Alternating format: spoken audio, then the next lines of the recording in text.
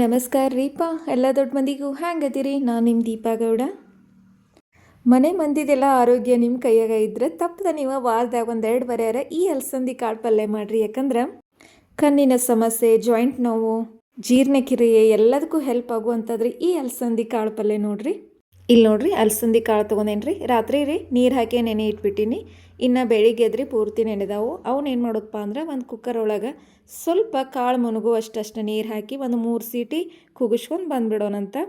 Daily ನೀವು ಡಬ್ಬಿ ಕಟ್ಟೋರಿದ್ರೆ ಇಲ್ದರ daily ರೊಟ್ಟಿ ಪಲ್ಯ ಮಾಡೋರಿದ್ರೆ ನಿಮ್ದು ವಾರದಾಗ 2 ಬರೀ ನೀವು ಅಲಸಂದಿ ಕಾಳು ಪಲ್ಯ ಮಾಡಿ ತಿನ್ನಿರಿ ಅಂತ ನಾ ಹೇಳ್ತೇನೆ. ಇಲ್ಲಿ ನೋಡ್ರಿ ಇಷ್ಟ ಆಯಿತು. ಇನ್ನು ಕಾಳು ಕುದ್ದಿಂದ ಎಷ್ಟು ಸಾಫ್ಟಾಗೆ ಕುದ್ದಾವಂತ ತೋರಿಸ್ತೇನೆ ನೋಡ್ರಿ. ಈ ಅಲಸಂದಿ ಕಾಳು ಒಳಗರು 2-3 ಥರ ಸಿಗ್ತಾವೆ. ನಾವಿಲ್ಲೇ ನಮ್ಮ ಹೊಲದಾಗ ಬೆಳೆದಿರುವಂಥ ಅಲಸಂದಿ ಕಾಳು ಪಲ್ಯನ ಮಾಡತ್ತನಂತ. ಇಲ್ಲಿ ನೋಡ್ರಿ ಒಗ್ಗರ್ನಿಗೆ ನಾನಿಲ್ಲೇ ಎಣ್ಣೆ ಕಾಯಕ್ಕೆ ಹಾಕಿದ್ದೀನಿ. ಎಣ್ಣೆ ಕಾಯುವರೆಗೂ ರೀ ಒಂದು ಮಸ್ತ್ ಪೈಕಿ ಹಸಿ ಖಾರನ ರುಬ್ಕೊಂಬಂದ್ಬಿಡೋಣ.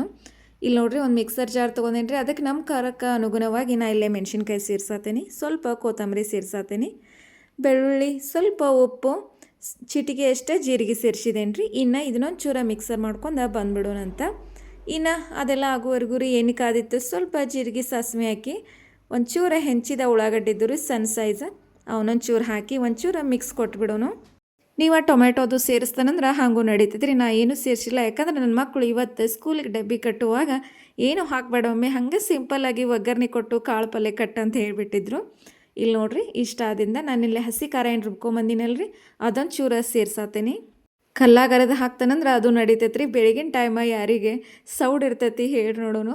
8ಕ್ಕಂದ್ರೆ ಮಕ್ಕಳು ಸ್ಕೂಲ್ ಬಸ್ ಬಂದುಬಿಡ್ತೈತಿ, ನಾವು ಅವಸರಲ್ಲೇ ಡಬ್ಬಿ ಕಟ್ಟಬೇಕಾಗಿರ್ತೈತ್ರಿ. ಅದಕ್ಕೆ ಮಿಕ್ಸರ್ ಜಾರ್ನಾಗ ಟಗ್ಗಿರಂತ ಅನಿಸ್ಕೊಂಡು ಬಂದುಬಿಟ್ಟಿದ್ದೇವೆ ನೋಡ್ರಿ. ಇಲ್ಲಿ ನೋಡ್ರಿ ಸ್ವಲ್ಪ ಅರಿಶಿನ ಸೇರ್ಸತ್ತೇನೆ. ಇನ್ನು ಜೀರಿಗೆ ಮತ್ತು ಧನಿಯಾ ರೀ ಹುರಿದ ಪುಡಿ ಮಾಡಿ ಇಟ್ಕೊಂಡೇನೆ, ಅದನ್ನೊಂದು ಚಮಚೆ ಸೇರಿಸಿದೇನಂತ. ಎಲ್ಲನೂ ರೀ ಒಂದು ಮಸ್ತ್ ಪೈಕಿ ಮಿಕ್ಸಾಗಿ ಕೊಟ್ಬಿಡೋಣಂತ್ರಿ. ಇಷ್ಟ ಆದರೆ ಇದ್ರ ಕೆಲಸ ಮುಗ್ದಂಗಾತು.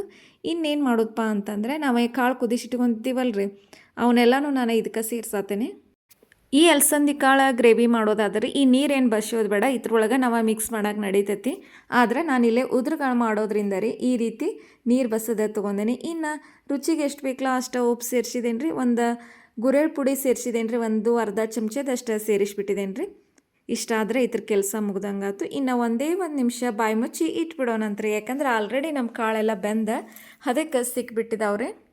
ಒಂಚೂರ ಉಪ್ಪಟ್ಟು ಕರಿಗೆ ಮಸಾಲೆ ಒಳಗೆ ಬೇಯಿಸ್ತಂದ್ರೆ ಮಸ್ತ್ ಪೈಕಿ ಪಲ್ಯ ಅನ್ನೋದು ರೆಡಿ ಆಗಿಬಿಡ್ತೈತಿ. ನೋಡ್ರಿ ಇಲ್ಲೇ ನಿಮಗೆ ಬಾಯಿ ತೆಗೆದ ತೋರ್ಸಾತೀನಿ. 1 ನಿಮಿಷ ಆದಿಂದ ಎಲ್ಲ ಸಣ್ಣಗೆ ಅಲ್ಲೇ ಎಲ್ಲ ಕರಗಿತ್ತು. ಇನ್ನೊಂದು ಒಳ್ಳೆ ಮಿಕ್ಸ್ ಕೊಟ್ಟರೆ ನಮ್ದು ಅಲಸಂದಿ ಕಾಳು ಪಲ್ಯ ರೆಡಿ ಆಯ್ತು ನೋಡ್ರಿ. ನೀವು ಅನ್ನದ ಜೊತೆ ಚಪಾತಿ, ರೊಟ್ಟಿ ಎತ್ತರ ಜೊತೆ ತಿನ್ನಿರಿ, ಮಸ್ತ್ ಪೈಕಿ ಟೇಸ್ಟಾಗಿ ಕೊಟ್ಬಿಡ್ತೈತ್ರಿ.